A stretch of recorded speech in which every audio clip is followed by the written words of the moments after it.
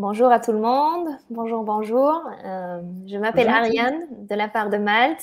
Voilà, il y a Méloé qui est ici avec moi aujourd'hui. C'est super que tu prends le temps en fait. C'est Méloé de la part de Indie, un de nos partenaires.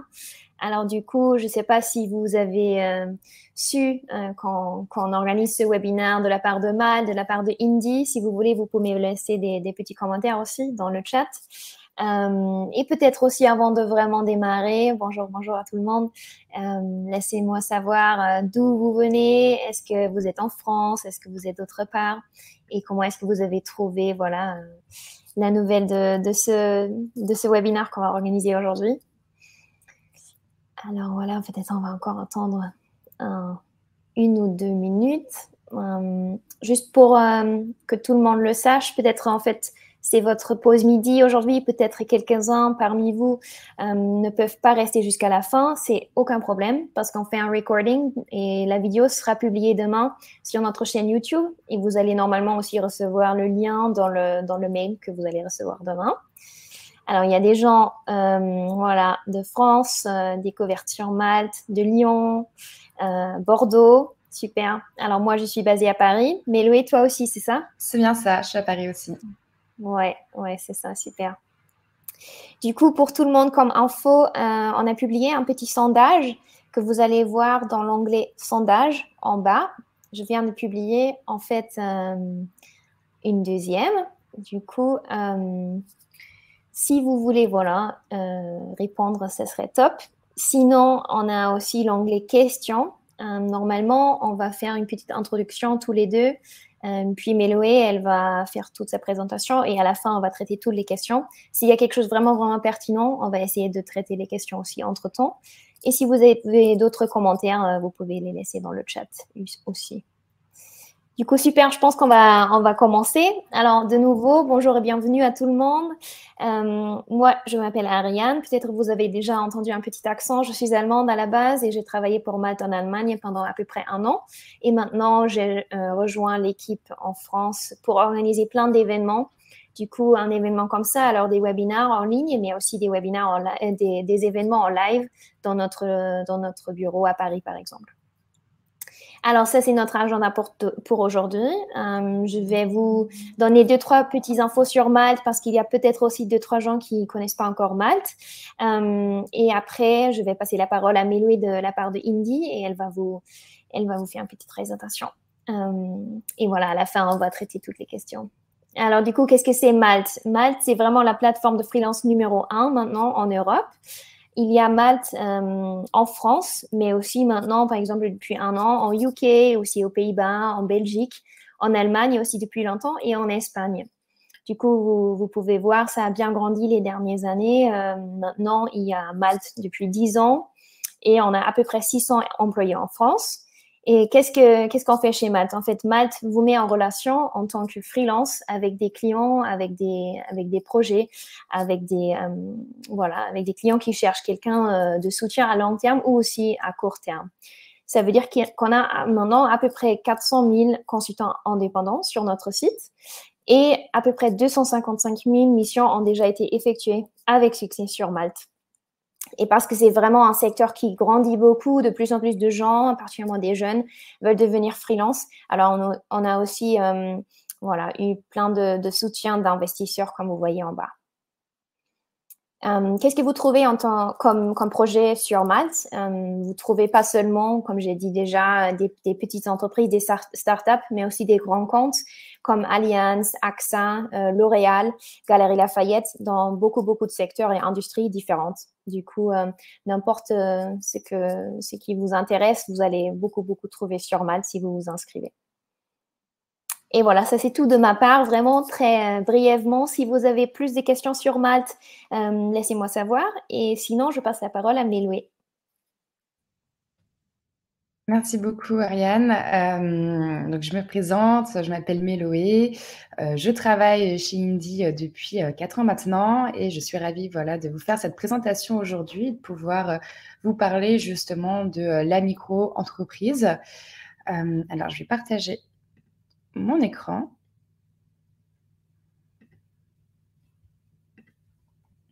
Parfait. Donc aujourd'hui, on va voir plusieurs sujets. Donc le thème du jour, c'est démarrer au mieux cette nouvelle année fiscale en tant que freelance micro-entrepreneur. Et donc pour ça, on va démarrer sur le rappel des bases, qui est les seuils de la micro-entreprise et ses obligations. Donc voilà, on va refaire un tour de tout ce qui va vous concerner actuellement. Ensuite, on va voir les différents statuts qui s'offrent à vous, autres que justement à la micro-entreprise. Et à la fin, les différentes astuces pour bien tenir sa comptabilité et gérer son entreprise. Donc voilà, ça c'est le menu du jour. Avant de démarrer dans le vif du sujet, je voulais vous présenter Indie, parce que peut-être que certains d'entre vous ne nous connaissent pas. Donc, nous, on est ravis de faire ce webinaire avec notre partenaire Malte, voilà, avec qui on avance depuis plusieurs années. Donc, nous, Indie, on est une solution qui a été créée pour vraiment simplifier la comptabilité des indépendants, des freelances. Donc, on viendra voir au cours de la présentation un peu plus en détail le fonctionnement de l'application, mais vraiment, on a vraiment repensé les codes de la comptabilité pour que ça soit accessible à tous et qu'il n'y ait pas besoin de connaissances comptables pour pouvoir faire sa comptabilité en autonomie. Aujourd'hui, chez Indie, on a un peu plus de 180 employés, donc on est basé à Lyon pour la grande majorité et on est quelques-uns sur Paris. On compte plus de 50 000 clients aujourd'hui, donc on a vraiment plusieurs types de clients. On va avoir des professions en BNC, on va avoir des micro-entrepreneurs, des sociétés à l'IS, donc on traite vraiment un large scope de comptabilité. Et malgré ce nombre de clients qui ne cesse d'augmenter au fil des années, la satisfaction justement de nos clients, c'est vraiment le cœur de nos préoccupations et on y accorde une très grande importance. Et ça fait qu'aujourd'hui, si vous allez voir sur Trustpilot ou Google, sur plus de 2500 avis, on est noté 4,8 sur 5. Et voilà, pour nous, c'est hyper important de proposer un service de qualité. Hop. Donc là, on va attaquer la partie compta, on va attaquer le vif du sujet. Je vous rappelle, si vous avez des questions, n'hésitez pas à les poser dans l'onglet questions et pas dans le chat parce qu'il y a un risque d'être noyé dans le flux d'échanges. Et moi, je vais essayer de prendre le temps de répondre au fil de l'eau à vos questions et sinon, on fera à la fin un Q&A en fin de présentation. Donc, comme je vous l'ai dit tout à l'heure, on va d'abord voir ensemble un peu les bases de la comptabilité sur tout ce qui concerne la micro-entreprise pour s'assurer que déjà, ça soit bien clair et compris par tout le monde. Et j'ai vu que dans le sondage, vous étiez pour la plupart, vous veniez de lancer votre activité. Donc, j'imagine que la grande majorité d'entre vous est en micro-entreprise. Donc déjà, en micro-entreprise, ce qui est hyper important, c'est de connaître les différents seuils. Parce qu'on ne peut pas tous être en micro-entreprise, ça c'est bien important de l'avoir en tête. Pour bénéficier de ce régime de micro-entreprise, il ne faut pas dépasser un chiffre d'affaires qui est de 77 700 € pendant 2 années consécutives. Donc ça veut dire s'il y a une année vous dépassez et une année vous êtes en dessous des 77 700 €, vous n'êtes pas dans l'obligation de changer de statut. Donc voilà, pour justement bien garder et être bien dans les clous côté micro-entreprise, il faut vraiment surveiller votre chiffre d'affaires tout au long de l'année et s'assurer qu'on ne dépasse pas pendant 2 années ce chiffre de 77 700 €. À savoir, quand vous dépassez ce seuil, vous allez devoir donc changer de régime, changer de statut. Donc, vous devrez soit passer en entreprise individuelle au régime réel ou en société. Mais aussi, vous pouvez avoir envie de changer de régime de statut, sans pour autant dépasser ce seuil de chiffre d'affaires, parce qu'en fait, on va se rendre compte que même si on est en dessous de ce seuil de chiffre d'affaires, ça peut être plus intéressant de changer de statut, et notamment lorsque, par exemple, on a des charges quotidiennes qui sont importantes. Alors, pourquoi ? Parce que quand vous êtes en micro-entreprise, vous avez un abattement forfaitaire de charges qui est automatique et qui est de 34%. Et donc, ça me fait rebondir sur une question que Margot a posée tout à l'heure et qui était: est-ce que je peux déduire mes charges en tant que micro-entrepreneur ? La réponse, c'est non, parce qu'en micro-entreprise, vos charges sont censées être comprises et couvertes par cette base forfaitaire qui est de 34% de votre chiffre d'affaires. Donc, peu importe combien de charges vous avez sur l'année, eux, ils appliqueront automatiquement justement ce chiffre d'affaires de 34%. Et donc, par exemple, je vous ai mis Hop, je ferme juste là. Donc, je vous ai mis un exemple sur la droite pour que ça soit plus clair. Là, imaginons, vous êtes en troisième année d'exercice, vous avez 60 000 euros de chiffre d'affaires sur l'année et vous vous rendez compte que vous avez eu 30 000 euros de charges, 30 000 euros de dépenses sur votre année fiscale. Ça veut dire que vos charges représentent 50% de votre chiffre d'affaires annuel. Donc, si jamais vous décidez d'être au régime micro-BNC, votre bénéfice imposable, il représentera 66% de votre chiffre d'affaires. Pourquoi? Parce qu'on a vu tout à l'heure que dans tous les cas, l'administration fiscale vous appliquera 34% de charges et que donc votre bénéfice sera égal à 66% de votre chiffre d'affaires. Et donc, en micro-BNC, on aura un bénéfice imposable de 39 600 euros. Si jamais on choisit le régime réel ou jamais on décide de passer en société, le bénéfice imposable, comment ça se calcule? C'est très simple, c'est ce que vous avez gagné moins ce que vous avez réellement dépensé. Donc, on va prendre les 60 000 euros de chiffre d'affaires et on va venir soustraire les 30 000 euros de charges. Et donc, votre bénéfice imposable, il sera de 30 000 euros. Pour rappel, nous, ce qu'on cherche, c'est avoir le bénéfice imposable le plus petit possible à déclarer pour payer le moins d'impôts possible, ce qui permet d'optimiser sa situation. Et donc, quand on a beaucoup de charges, c'est intéressant au final de changer de statut pour pouvoir venir déduire toutes ces charges et vraiment venir minimiser son bénéfice imposable parce qu'en micro-BNC, vous serez automatiquement bloqué à 34% de charges et vous ne pourrez pas venir rajouter des dépenses. Donc voilà, en fait, ça, c'est bien important d'avoir ce seuil-là en tête. Si jamais vous avez plus de 34% de charges, il faut réfléchir à changer de statut. Il n'y a pas d'obligation, mais souvent, c'est plus intéressant.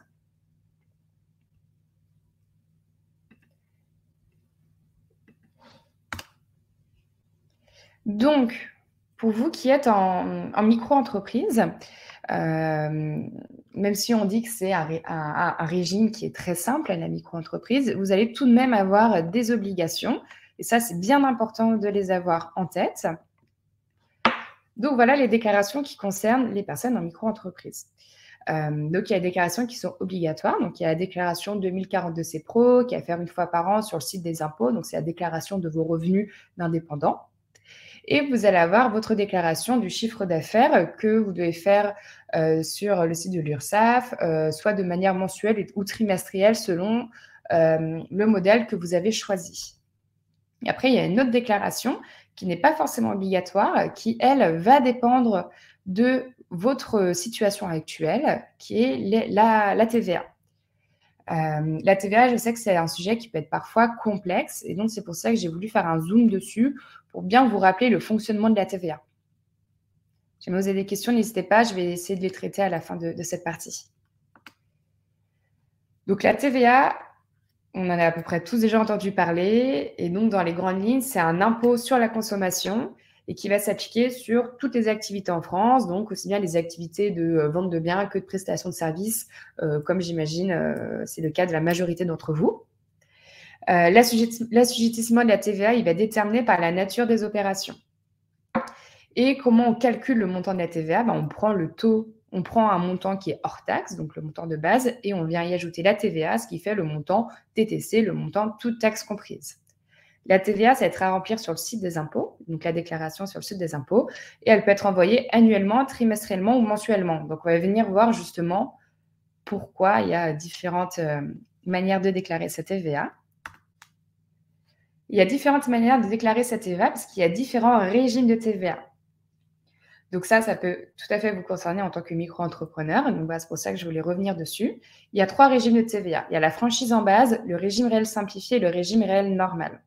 Donc, la franchise en base, c'est que vous êtes exonéré de TVA, donc vous n'avez pas de déclaration de TVA à réaliser. C'est le régime qu'on vous applique par défaut lorsque vous créez votre entreprise.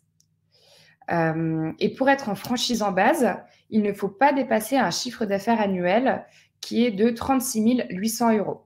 Dès que, à la fin de votre année fiscale, vous vous rendez compte que vous avez dépassé les 36 800 euros, ça veut dire que l'année suivante, vous serez obligé d'être donc assujetti à la TVA. Et donc, vous devrez bien collecter la TVA tout au long de l'année. Mais tant que vous ne dépassez pas les 36 800 euros, vous pouvez rester en franchise en base. Et attention, il y a un seuil à avoir bien en tête, c'est que si jamais en cours d'année, vous dépassez les 39 100 euros de chiffre d'affaires annuel, et dès le mois où vous dépassez ce seuil-là, vous êtes assujettis à la TVA. Donc, par exemple, là, si vous venez de créer vous créez votre structure et vous vous rendez compte en juillet vous vous rendez compte le 15 juillet que vous avez dépassé les 39 100 euros, et ben, vous êtes assujetti à la TVA dès le 1er juillet. Et donc, il faudra bien rattraper les premières factures qu'on a pu faire en début de mois et y appliquer la TVA. Et jusqu'à la fin d'année, être bien assujetti à la TVA et le faire apparaître. Donc ça, c'est super important. Ce seuil de 39 100 euros, il faut bien le surveiller parce que dès que vous le dépassez, vous êtes assujetti à la TVA. Et donc, sur Malte, comment ça se passe quand on est en franchise en base? Jamais vous êtes en franchise en base, sur Malte, il suffit d'aller dans les paramètres de votre entreprise, dans taxes, et de renseigner 0%. Si jamais vous êtes sur le régime réel simplifié, donc le régime réel simplifié, ça veut dire que vous êtes assujetti à la TVA, mais qu'on vous a mis des démarches qui sont simplifiées. Donc, qu'est-ce que ça veut dire, les démarches simplifiées? C'est-à-dire que vous avez juste l'ACA12, donc qui est une déclaration annuelle, et vous avez 2 acomptes de TVA en décembre et en juillet. Pour pouvoir être au régime réel simplifié, il faut répondre à 2 critères. Donc, le premier, c'est qu'il faut avoir une TVA à payer qui est inférieure à 15 000 euros. Il faut que votre chiffre d'affaires annuel il soit inférieur à 254 000 euros. Jamais vous remplissez ces 2 conditions, vous pouvez être au régime réel simplifié. L'avantage, c'est que ça vous permet donc de faire qu'une déclaration par an. Attention, jamais c'est ce que vous choisissez. Il faut bien anticiper parce que en fin d'année, c'est possible que vous soyez redevable de TVA.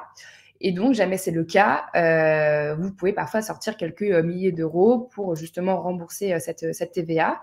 Et donc, voilà, bien anticiper, certains parfois en fin d'année se font avoir, ils disent « Oh là là, je n'ai pas prévu cette dépense ». Donc, jamais vous faites une déclaration annuelle, bien suivre la TVA collectée, la TVA déductible. Et enfin, le dernier régime, c'est le régime réel normal. Donc, le régime réel normal, vous êtes aussi assujetti à la TVA, mais cette fois-ci, c'est soit avec des déclarations mensuelles ou soit avec des déclarations trimestrielles.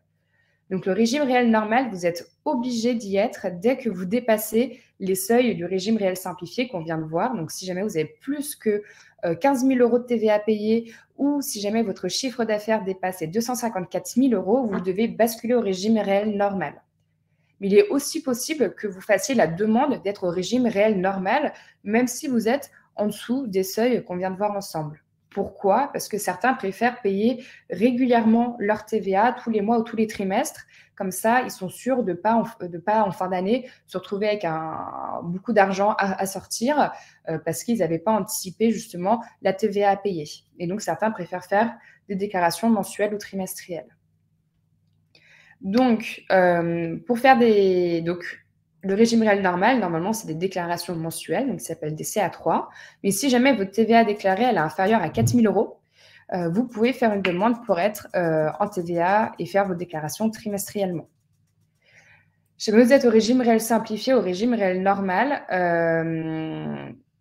il faut sur Malte paramétrer votre compte, donc paramètres de votre entreprise, taxes et renseigner 20%. Donc voilà, j'espère que c'est clair pour la TVA. Et donc, peut-être certains disent « Ah, je ne sais pas si je suis redevable à la TVA ». Ben là, on va voir ensemble si jamais, oui ou non, vous êtes normalement redevable à la TVA. Donc, si jamais vous réalisez moins de 36 800 euros de chiffre d'affaires, donc pour rappel, le chiffre d'affaires, c'est toutes les recettes collectées du 1er janvier au 31 décembre. Jamais vous avez moins de 36 800 euros de chiffre d'affaires annuel, vous pouvez continuer de bénéficier de la franchise en base. Et donc, il ne faut pas facturer la TVA à vos clients. Vous ne pouvez pas déduire la TVA de vos achats. Et sur les factures que vous réalisez auprès de vos clients, les factures, elles doivent porter la mention TVA non applicable. Donc ça, tant que vous faites moins de 36 800 euros, vous pouvez ne pas être en franchise en base. Si jamais là, vous vous rendez compte que vous êtes entre 36 800 euros et 39 100 euros de chiffre d'affaires annuel, vous serez assujetti à la TVA l'année prochaine, à partir du 1er janvier de l'exercice suivant. Donc là, par exemple, le 1er janvier 2024. Et le dernier cas, c'est si vous vous rendez compte que vous avez cette année dépassé les 39 100 euros de chiffre d'affaires annuel, vous devenez assujetti à la TVA dès le premier jour du mois de dépassement. Donc voilà, il faut anticiper et bien suivre son chiffre d'affaires quand on est micro-entrepreneur, justement pour la TVA. Donc là, on a tout vu sur la TVA, donc je vais voir s'il y a des questions. Oui, en fait, il y en avait pas mal. Alors peut-être aussi tout le monde peut voter pour les questions qui sont voilà, les plus pertinentes parce que je pense que peut-être c'est pas possible de répondre à toutes les questions dans le temps qu'on a, non? Qu'est-ce que tu en penses, Méloé? Oui, je vais vous laisser voter, je reviendrai peut-être dessus. Mais voilà, certains disent c'est ce qu'il faut prendre en compte, la TVA dans le TJM. Ça dépend de si vous êtes soumis ou non à la TVA. Jamais vous êtes soumis à la TVA, dans la facture, il faudra bien rajouter justement le montant TTC pour le facturer à vos clients. Hop, alors, je vais enchaîner donc et je vais laisser les personnes upvoter les questions, comme ça on reviendra dessus, mais on est sûr d'être bien dans les temps. Donc là, on a vu tout ce qui concernait la micro-entreprise. Mais il y a une chose qui est important à garder en tête, c'est que certes, la micro-entreprise, ça peut être confortable, etc. Mais certains d'entre vous vont peut-être bientôt dépasser certains seuils et vont se dire, OK, il faut peut-être que je change de statut justement pour être sûr d'être dans la situation la plus adaptée. Et donc, pour ça, on va voir ensemble comment choisir le statut le plus adapté selon votre situation. Donc, en quoi c'est important de choisir un bon statut? Parce que votre statut va impacter 3 choses. Il va impacter d'abord vos démarches administratives, parce que selon votre statut, vos obligations comptables et fiscales ne seront pas les mêmes. Aussi, selon votre statut, votre statut social de dirigeant va changer. Donc, par exemple, si jamais vous êtes en SASU, vous serez considéré comme dirigeant assimilé salarié. Jamais vous êtes en URL ou en micro-entreprise, vous êtes considéré comme travailleur non salarié, TNS. Et donc, ces deux statuts n'offrent pas la même couverture sociale. Donc, ça, c'est bien important de l'avoir en tête. Et enfin, ça va aussi impacter votre régime fiscal parce qu'il y a deux manières, il y a deux systèmes d'imposition. Il y a le système de l'impôt sur le revenu et de l'impôt sur les sociétés. Et ces deux régimes, ils sont corrélés au statut fiscal de votre entreprise.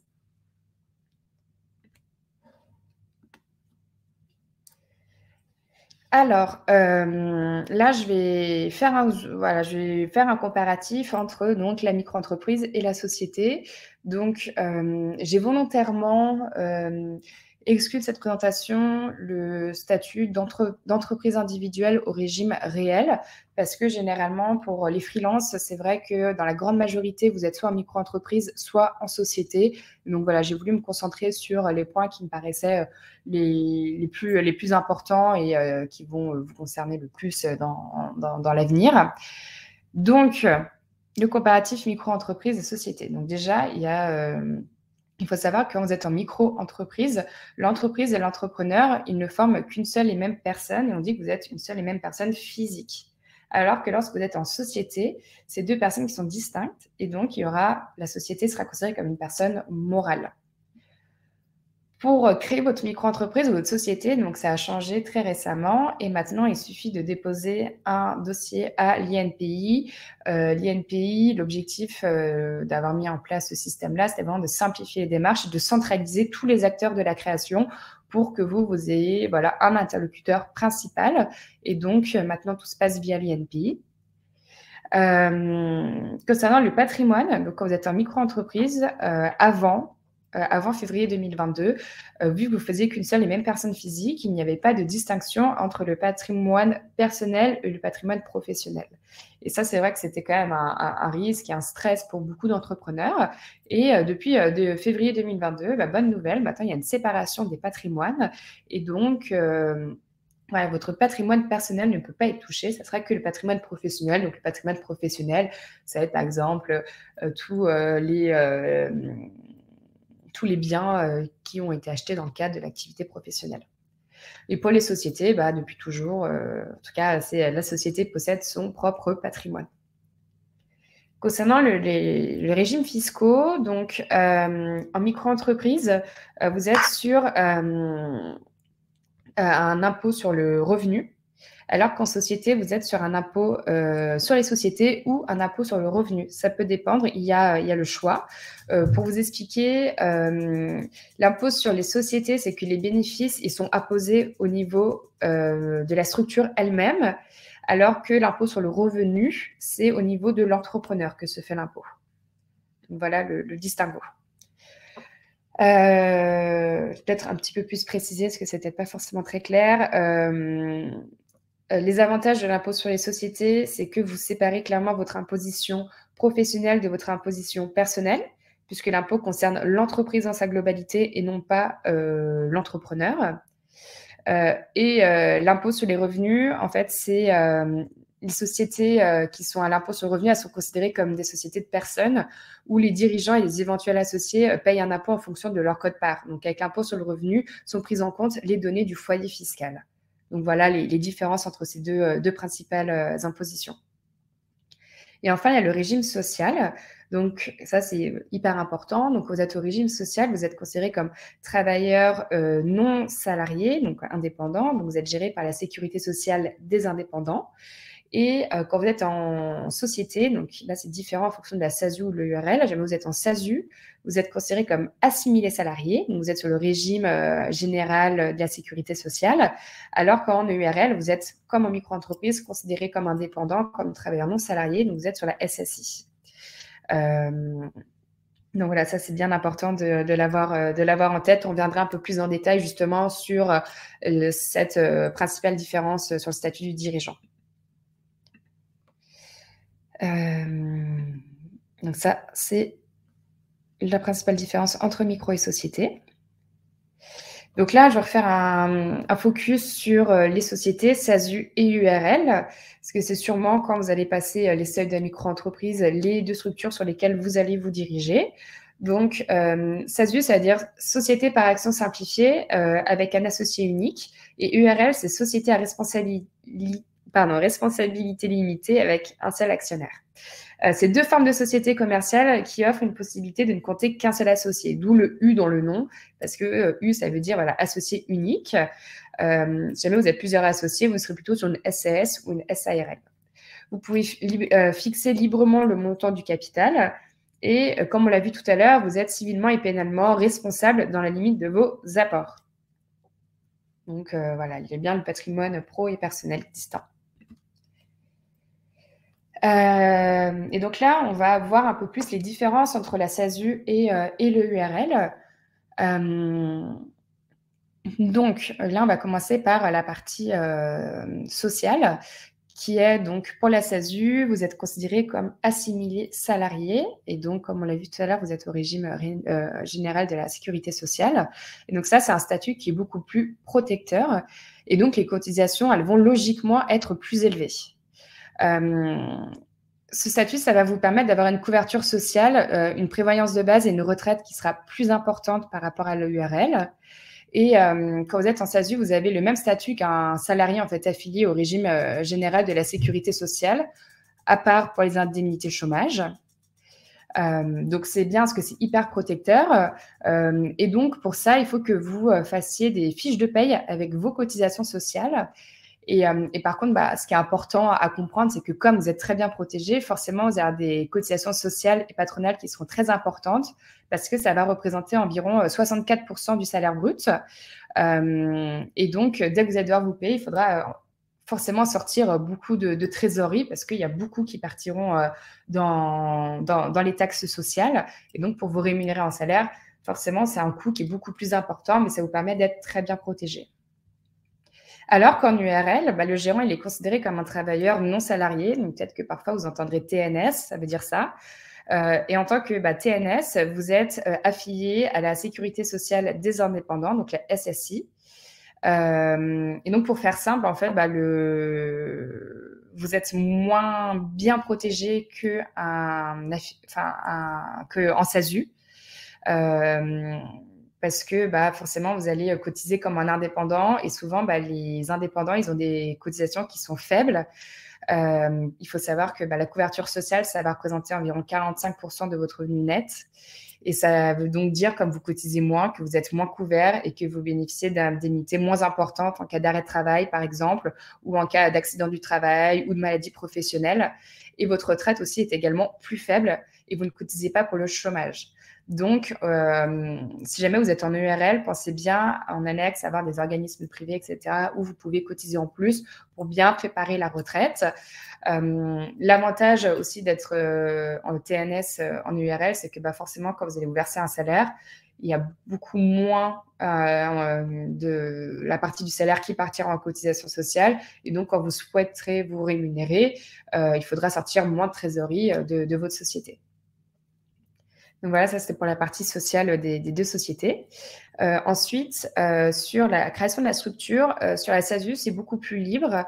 Donc vous pouvez voilà, très facilement monter cette société et avoir une gestion un peu plus simple, plus souple, alors qu'en URL, c'est des statuts qui sont très encadrés par un modèle du CFE. Et donc, voilà, il y a beaucoup plus d'obligations auxquelles il faut répondre. Mais ça permet aussi d'avoir un cadre et d'être plus guidé. Donc, voilà, c'est quand même chacune des structures a ses avantages. Il faut savoir qu'en SASU, côté imposition, vous serez par défaut à l'impôt sur les sociétés en SASU. Vous pourrez faire une demande d'être à l'impôt sur le revenu pour quelques années, si vous le souhaitez. Mais je crois que c'est 5 ans maximum. Et après, vous serez obligé de rebasculer sur l'IS. Donc voilà, SASU, c'est impôt sur les sociétés. Et EURL, par défaut, vous serez à l'impôt sur le revenu. Mais si vous le souhaitez, vous pouvez demander à être indéfiniment à l'impôt sur les sociétés. Donc là-dessus, vous avez une certaine souplesse.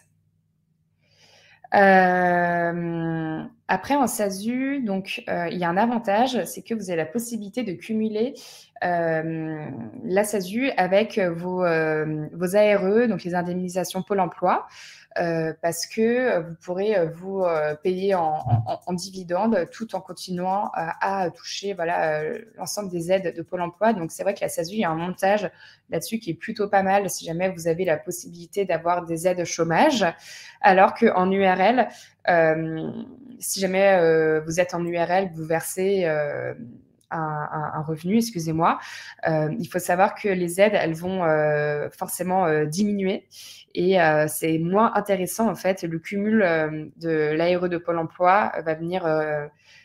Pardon, excusez-moi. La rémunération que vous versez en URL va venir réduire le montant de vos indemnités. Et donc, en fait, voilà, jamais vous avez des aides Pôle emploi, ça, quand ça c'est plus intéressant en termes de montage. Et après, la dernière chose à savoir, c'est les dividendes. Donc, les dividendes, c'est une sorte de rémunération, on devrait voir ça plus en détail tout à l'heure, que vous pouvez vous verser donc en fin d'exercice fiscal. En SASU, il n'y a pas de cotisation sociale sur les dividendes. Donc, tous les dividendes que vous versez viendront dans votre poche. Par contre, vous ne cotisez pas. Ça, c'est important. Alors qu'en URL, les dividendes que vous versez, eux, sont soumis assez fortement aux cotisations sociales. Et donc, jamais vous souhaitez, par exemple, en URL, vous rémunérer qu'avec des dividendes, vous allez plus cotiser, mais par contre, voilà, une grosse partie partira en cotisation sociale. Donc voilà, en URL, c'est pour résumer plus simple de voilà, se rémunérer en salaire classique, par exemple tous les mois. Vous payez quelques cotisations sociales qui ne sont pas énormes, mais vous pouvez après cotiser à côté de votre côté. C'est vrai que vous versez que des dividendes en URL, il y a quand même une énorme partie qui partira en cotisation sociale. Ensuite, j'ai voulu faire un zoom sur le modèle de rémunération en SASU, parce qu'il y a des petites choses à connaître en SASU qui sont assez intéressantes. Donc, comme je viens de vous le dire, il y a deux types de rémunération possibles. Il y a le salaire et les dividendes. Donc, le salaire, il va venir rémunérer votre travail. Donc, le salaire, c'est quand même une rémunération plus régulière qu'on se fait tout au long de l'année pour pouvoir vivre et payer ses frais quotidiens. Et les dividendes, eux, ils vont venir rémunérer le capital. Et ça se verse une seule fois par an entre tous les différents associés. Bon, SASU, il n'y a que vous. Comme on le sait, on l'a vu en SASU, vous payez beaucoup de cotisations sociales sur les salaires. L'avantage, c'est que ça vous permet d'avoir une super protection sociale. Et de l'autre côté, il y a les dividendes. On a vu que vous ne cotisez pas du tout. Il y a 0 cotisation sociale dessus. Et donc, ça représente un avantage fiscal parce que 100% des dividendes viennent dans votre portefeuille. Et ça, c'est hyper intéressant. Et donc, jamais vous êtes en SASU, si jamais vous pensez faire peu de bénéfices, privilégiez le salaire.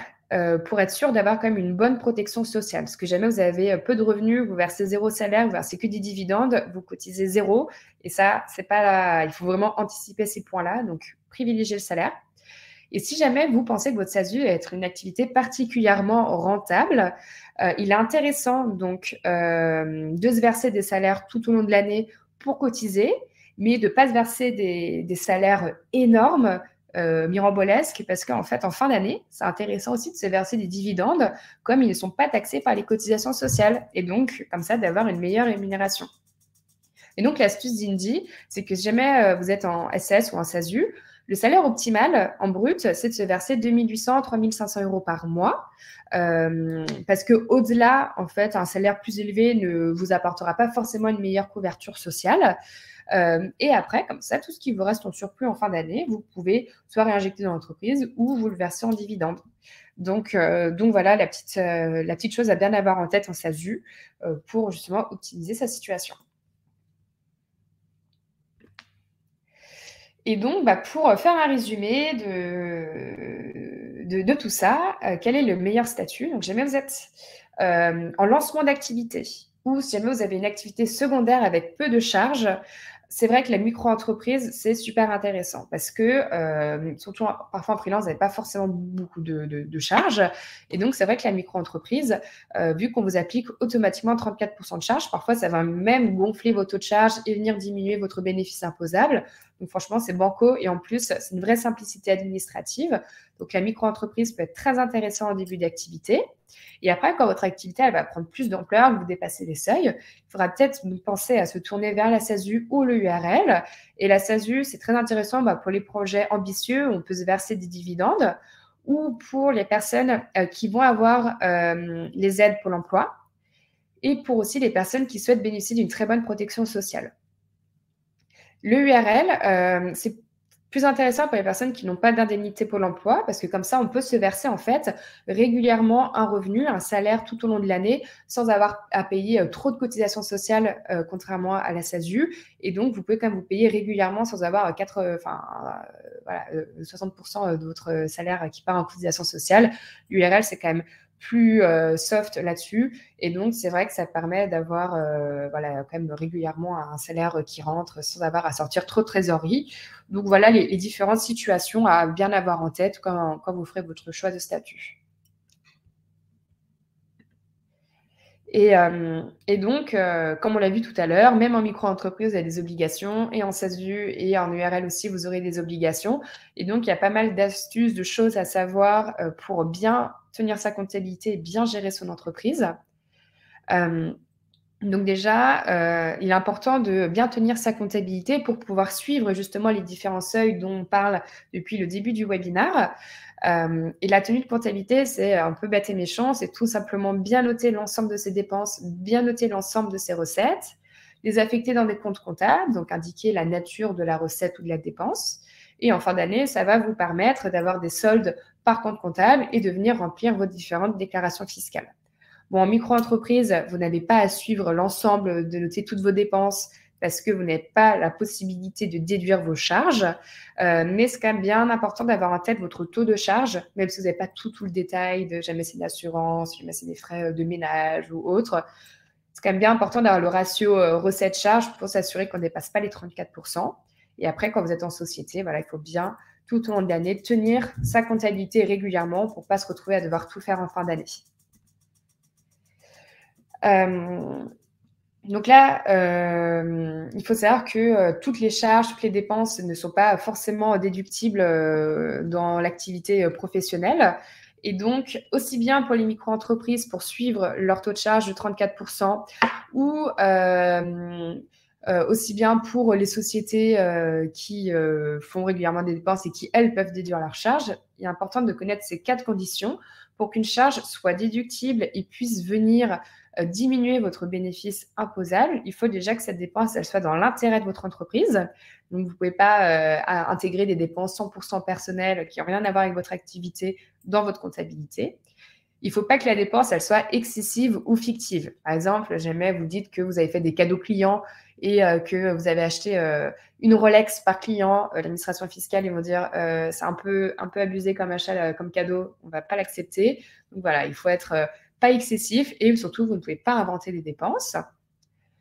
il faut que la dépense, elle soit comptabilisée pendant l'exercice fiscal. Donc, si jamais vous vous rendez compte qu'il y a 2 ans, vous aviez oublié une dépense pro et que vous voulez la rajouter dans l'exercice en cours, ça ne fonctionne pas. Uniquement les dépenses comptabilisées pendant l'année peuvent venir intégrer votre comptabilité. Et très important, conservez toujours vos pièces justificatives et vos factures parce qu'en cas de contrôle fiscal, l'administration fiscale va vous demander justement les justificatifs pour s'assurer que c'est bien une dépense professionnelle et que c'est bien une dépense qui existe. Vous voyez des exemples de dépenses professionnelles. Vous allez avoir des frais de véhicule, votre loyer, vos meubles, vos frais de repas. Donc voilà, tout ça, c'est des choses qui rentrent justement dans le cadre des dépenses déductibles. Et après, pour bien gérer votre activité, un petit rappel des seuils à suivre régulièrement. Donc, suivre que vous ne dépassez pas les 77 700 € de chiffre d'affaires pendant 2 années consécutives, sinon ça sera la fin de la micro-entreprise pour vous. Surveillez le seuil de 36 800 €. Tant que vous êtes en dessous des 36 800 €, vous n'êtes pas assujetti à la TVA. Si jamais vous vous rendez compte que vous êtes entre 36 800 et 39 100 €, il faut vous dire, OK, l'année prochaine, je vais devoir être assujetti à la TVA. Donc, anticipez ça aussi. Et encore un autre seuil, c'est jamais vous dépassez les 39 100 € en cours d'année. Là, il faut se dire, OK, je suis assujetti à la TVA dès le mois en cours. Et il faut que voilà, j'anticipe tout ça et que je mette bien à jour mes factures.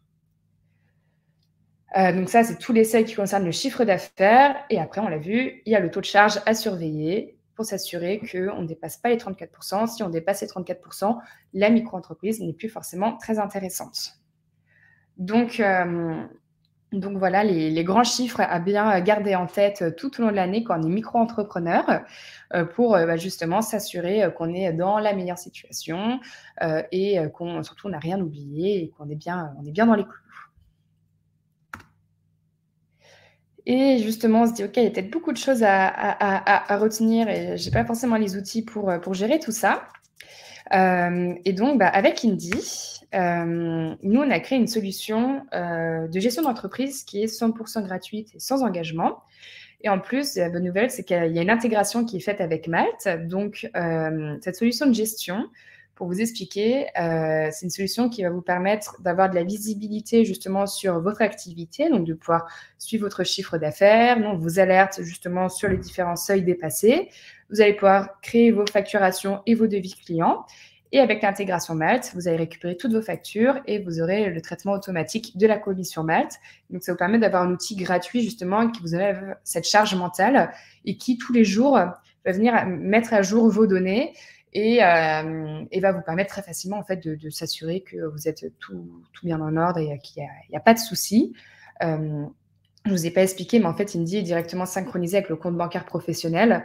Et donc, en fait, tous les jours, en lecture seule, il va pouvoir mettre à jour la data de votre activité et justement suivre ces différents points qu'on a pu voir ensemble tout au long du webinaire. Donc ça, c'est une solution de gestion qui est gratuite. N'hésitez pas à aller faire un tour. Hop, on a même une petite page avec Malte. Je vous la mets dans le chat si jamais vous voulez jeter un petit coup d'œil.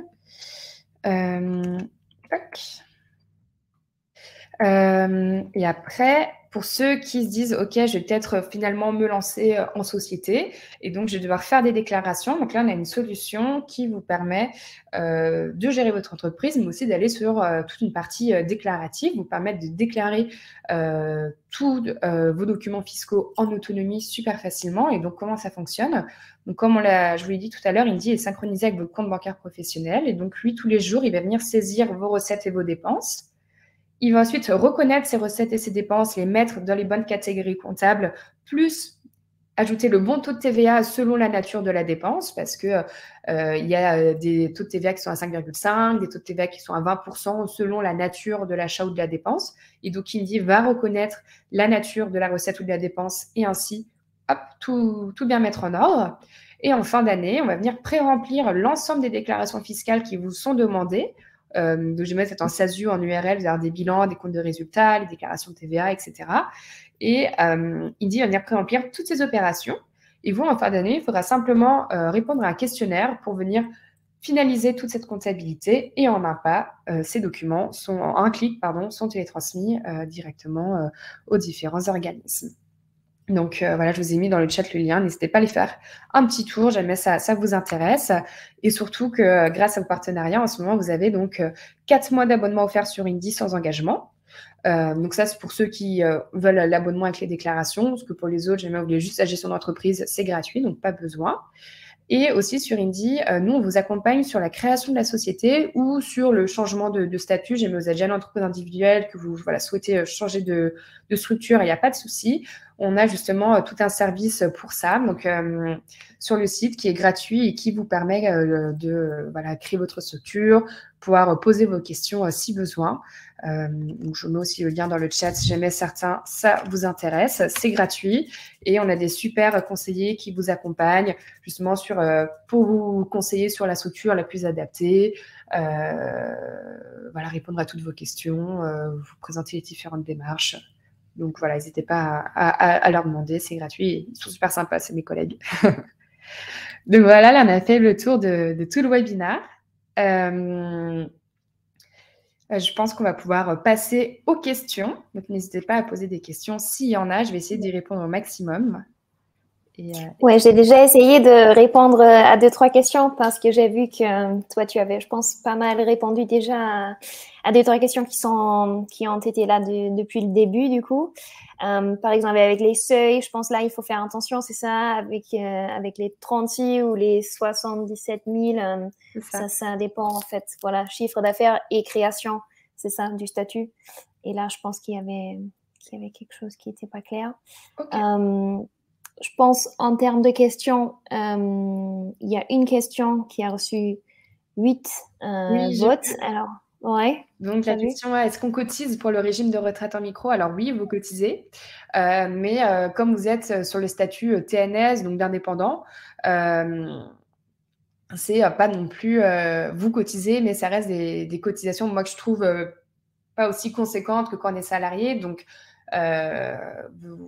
moi, je trouve que pour avoir une meilleure retraite, c'est important peut-être de vous renseigner et de voir justement s'il y a la possibilité de cotiser de manière personnelle, justement, autre que justement ces cotisations que vous avez automatiquement en micro-entreprise, que vous payez à chaque fois que vous déclarez votre chiffre d'affaires sur l'URSSAF. Donc, quand vous déclarez votre chiffre d'affaires sur l'URSSAF, vous payez ces cotisations-là. Mais moi, je pense que ça peut être intéressant justement de bien prévoir le coût et de vous renseigner pour peut-être cotiser en plus avec d'autres organismes, pour vous assurer que la retraite que vous voulez avoir plus tard sera atteignable justement avec un montage peut-être en plus. N'hésitez pas à vous renseigner quand même sur le sujet. Très bien, très clair. Merci beaucoup. Du coup, comment calculer la TVA et appliquer sur sa facture? C'est toujours 20% ou comment est-ce qu'on fait ça du coup? Alors, sur comment on l'applique sur sa facture? Donc, sur la facture, il faut mettre le montant hors taxe et le montant TTC, donc avec la TVA. Et pour les prestations de services, c'est 20%. Après, il va y avoir des cas particuliers en fonction, jamais c'est des TVA à l'étranger, etc. Ça, je ne pourrais pas vous énumérer tous les cas, je ne maîtrise pas assez bien. Mais voilà, sur la facture, il faut bien préciser l'ensemble des informations. Et oui, c'est 20% quand vous réalisez une prestation de service. J'espère que j'ai répondu à un maximum. Oui, c'est top. Non, c'est très bien.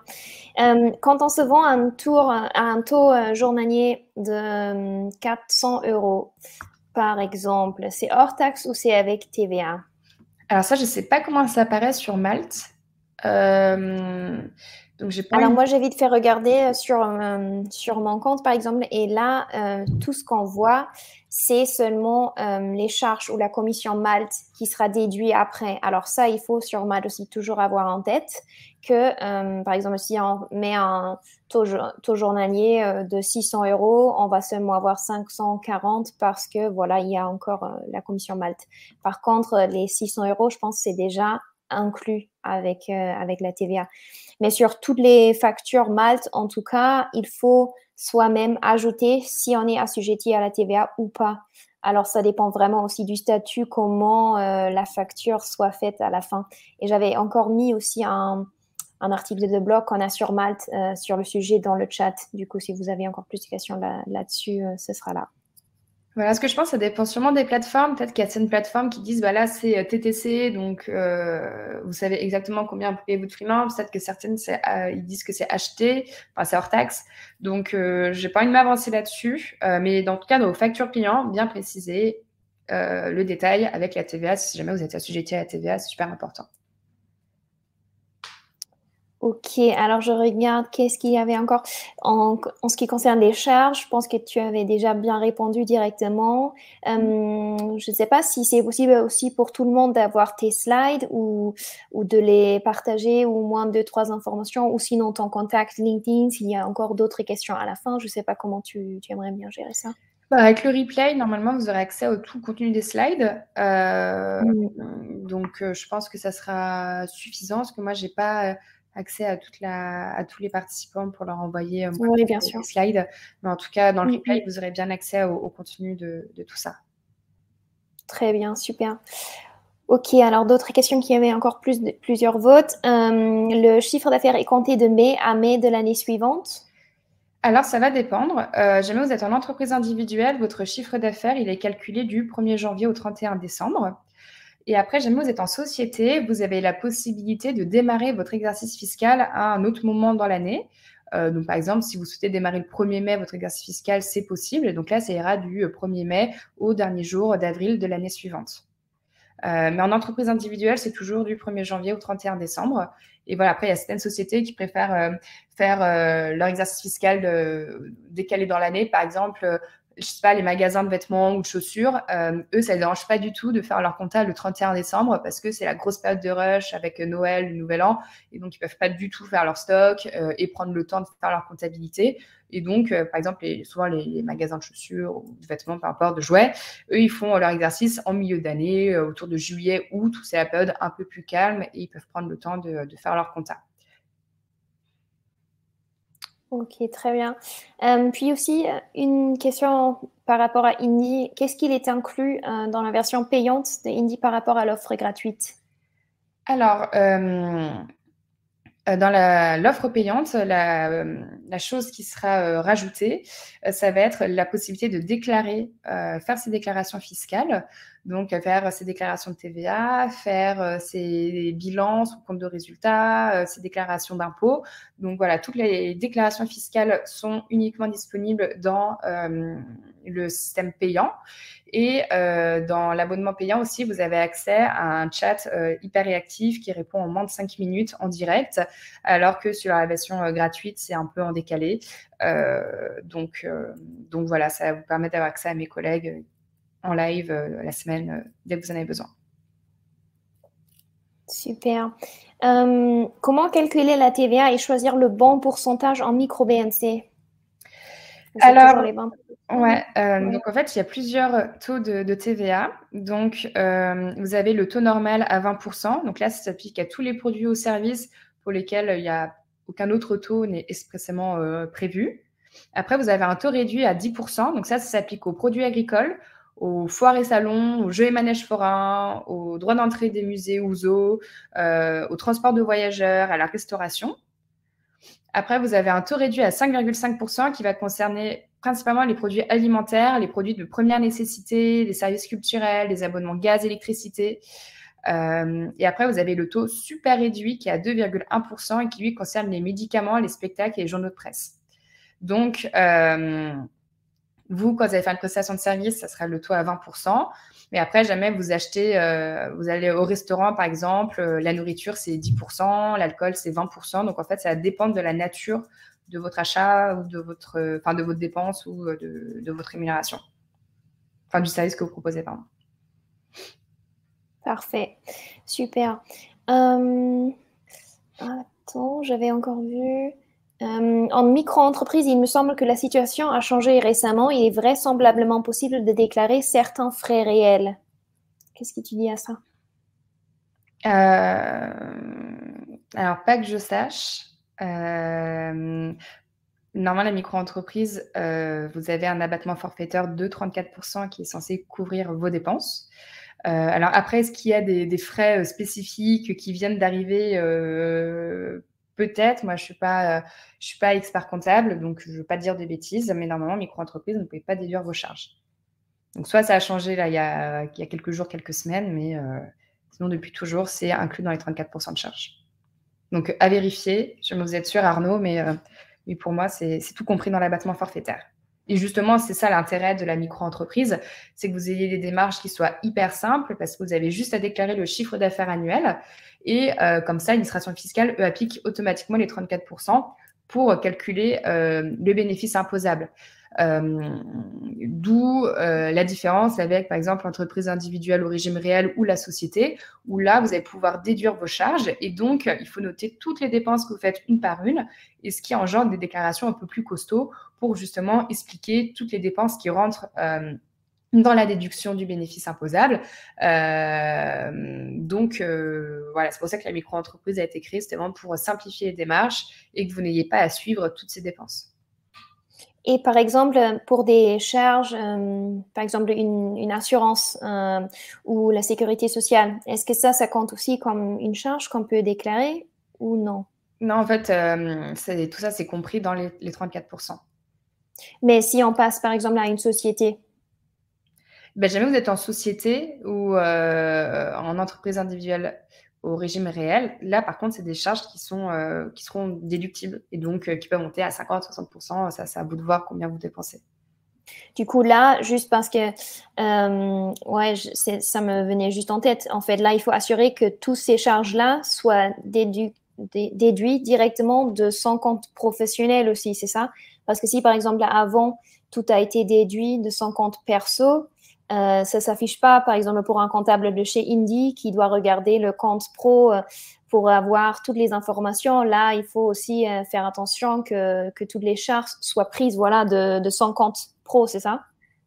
C'est ça. Alors, en général, quand vous êtes chef d'entreprise, moi, je vous conseille que toutes vos dépenses professionnelles soient toutes centralisées sur un compte dédié, donc soit un compte particulier dédié à votre activité ou un compte professionnel voilà, dédié aussi à votre activité.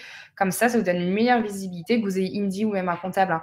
Bon, vous avez tout le détail sur un seul et même compte. Et c'est vrai que jamais on commence à faire des dépenses à droite à gauche avec une autre carte, c'est beaucoup plus compliqué pour s'y retrouver. Donc, même si jamais un jour vous faites un achat professionnel avec une carte personnelle, pas de souci, vous pourrez réintégrer cette dépense-là dans votre comptabilité. Mais voilà, moi, je vous conseille quand même d'essayer au maximum de centraliser tout sur un même compte. Comme ça, il n'y a pas besoin de faire de remboursement et vous avez tout le détail sur le compte bancaire. C'est vrai que c'est quand même, en général, beaucoup plus simple. Ok, encore une question concernant la cotisation. Pourtant, on doit aussi cotiser auprès de l'IRSEC. Pensez-vous que c'est suffisant? Margot. Alors, je regarde.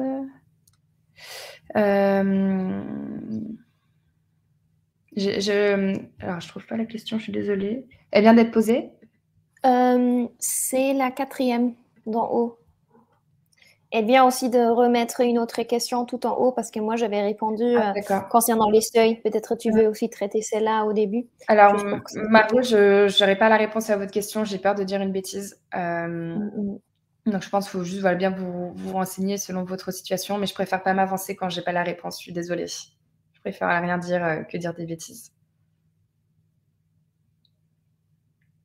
Mais du coup, juste pour la première question. Oui, juste pour sa première question, juste pour peut-être réexpliquer un peu les seuils, parce que je pense que c'était ça, ce qui n'était pas 100% clair.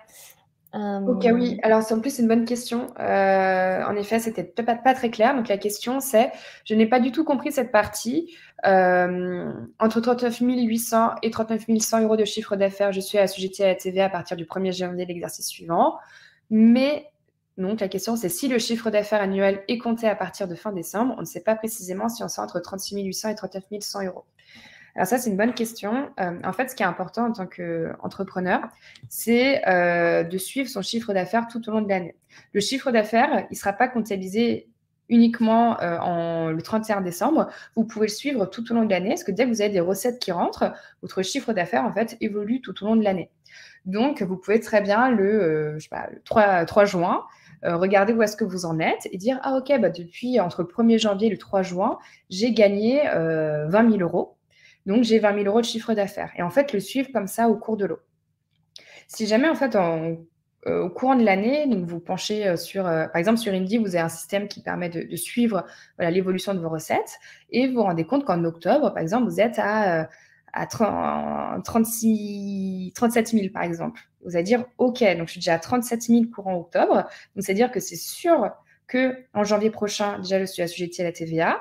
Et en plus de ça, il faut se dire, il faut que je garde à l'esprit qu'il faut que je check régulièrement dans les prochaines semaines si je vais dépasser ou non les 39 100 euros. Dès que vous dépassez les 39 100 euros, donc par exemple, vous êtes à 37 000 en octobre, et en novembre, le 11 novembre, vous passez les 39 000 de chiffre d'affaires, 39 100 euros de chiffre d'affaires annuel, parce que vous venez de faire une nouvelle mission, donc hop, vous venez d'avoir un surplus d'argent, et ben, ça veut dire que depuis le 1er novembre, vous êtes redevable à la TVA. Et donc, en fait, je sais que vous ne pouvez pas précisément anticiper parce que peut-être que vous allez avoir une pause dans vos missions et c'est dur d'anticiper tout ça. Et donc, c'est pour ça, soit ayez un outil Indie ou autre, mais ayez un outil qui vous permet de suivre toutes ces recettes que vous avez pu avoir et cumuler tout au long de l'année. Et surveillez-les, donc essayez d'y aller, je sais pas, toutes les 2 semaines sur votre outil, voir les recettes que vous avez et calculer en fait depuis le 1er janvier à combien elles sont depuis le début de l'année. Et vous allez voir si jamais vous vous rapprochez ou non du 36 800 ou 39 100 euros. N'attendez pas le 31 décembre pour savoir à combien de chiffre d'affaires vous êtes sur l'année. Donc, je ne sais pas si je suis claire, Margot. Je ne sais pas si je suis claire, mais voilà, il faut bien surveiller cette notion-là. Et en fait, jamais, au cours de l'année, vous voyez que vous êtes autour des 38 000. Il faut se dire, OK, là, il faut que je passe un peu de temps la prochaine semaine pour voir si je vais passer ou non les 39 100 euros d'ici le 31 décembre. Et ça me fait rebondir sur le point d'Arnaud qui est, c'est vrai que parfois, il y a des décalages entre la facturation et l'encaissement. Je suis bien d'accord. Et donc, en plus, il faut se dire, est-ce que le client va me payer d'ici le 31 décembre ou est-ce qu'il va me payer l'année prochaine? Ça, c'est en plus des facteurs à prendre en compte. Donc, je suis d'accord que c'est encore parfois un peu compliqué à suivre. Donc, c'est pour ça, équipez-vous bien et j'espère que vous aurez des clients réglo qui vous payeront en temps et en heure. Et peut-être sinon aussi juste en fait être bien attentif et puis sinon facturer un autre client par exemple un mois plus tard avec de la TVA pour assurer qu'on n'ait pas dépassé tout ça parce qu'au pire sinon si on la dépasse si on dépasse ces seuils en fait il faut refaire toutes les factures, c'est ça du mois en fait. C'est ça, il faut dire au client désolé, les factures que je vous ai envoyées en début d'année en fait je vous la modifie et là j'ajoute les 20% de TVA. Donc, jamais vous aviez facturé 1 000 euros de prestations le 1er novembre et que le 11 novembre, vous dépassez le seuil de 39 100 euros, il faut dire toc toc, en fait, la facture, c'est plus 1 000 euros, c'est 1 000 euros hors taxe plus 200 euros de TVA. Et alors, du coup, Margot dit d'abord parfait, OK, dans le chat, mais après, elle demande et si je n'ai pas facturé la TVA en 2022 à partir de 39 000, est-ce que c'est grave? Je pense pas que ce soit très grave. Ça dépend peut-être de combien elle a fait pendant l'année, non? Parce que si c'est quelqu'un combien. Vu que l'exercice, en fait, ça dépend. Si jamais l'exercice est déjà clôturé, vous avez déjà tout déclaré, je ne pense pas que vous puissiez revenir dessus. Peut-être vous tourner vers les impôts ou autres pour confirmer avec eux. Je ne vais pas trop m'avancer là-dessus. Ouais. En tout cas, parce qu'on est déjà le temps s'est passé tellement vite en fait, parce que aussi pour moi-même, c'était super intéressant. C'est pour ça à ce point-là, merci beaucoup Méloé. Avec grand plaisir, Ariane. Très très intéressant et je pense aussi pour tout le monde, soit de Malte, soit juste freelance en ce moment. Vraiment, merci à tout le monde d'être resté aussi jusqu'à maintenant. J'espère que vous avez encore un bon après-midi. Et voilà, la vidéo sera disponible à partir de demain. Et puis, si vous avez encore d'autres questions, n'hésitez pas soit d'écrire un mail à Malte, soit vraiment nous contacter aussi, sinon sur LinkedIn ou sur les réseaux sociaux. Tout à fait. Merci beaucoup pour votre écoute, votre participation. C'est un vrai plaisir. J'espère que c'était clair. N'hésitez pas à venir nous voir sur Indie s'il y a des questions par rapport à ça. Sur le chat, vous posez une question. Il y a mes collègues qui sont là, qui sont meilleurs que moi en compta, qui pourront davantage vous aider. Et voilà, j'espère en tout cas que ça vous a aidé. Bon, pour ceux que j'ai vu qui se lançaient en micro-entreprise, bon courage pour cette nouvelle aventure et je vous souhaite plein de réussite à tous. C'est ça. Et en fait, pour retenir bien le code Indie, Malte, 17,50, c'est ça. Avec ça, vous aurez encore 4 mois gratuits grâce à notre coopération. Du coup, ça, c'est vraiment, vraiment top. Exactement. Merci beaucoup, Méloé. Merci à Merci à tout le monde. Bon après-midi et Bonne peut-être à la journée. prochaine fois. Au À revoir. bientôt, au revoir. Bonne journée.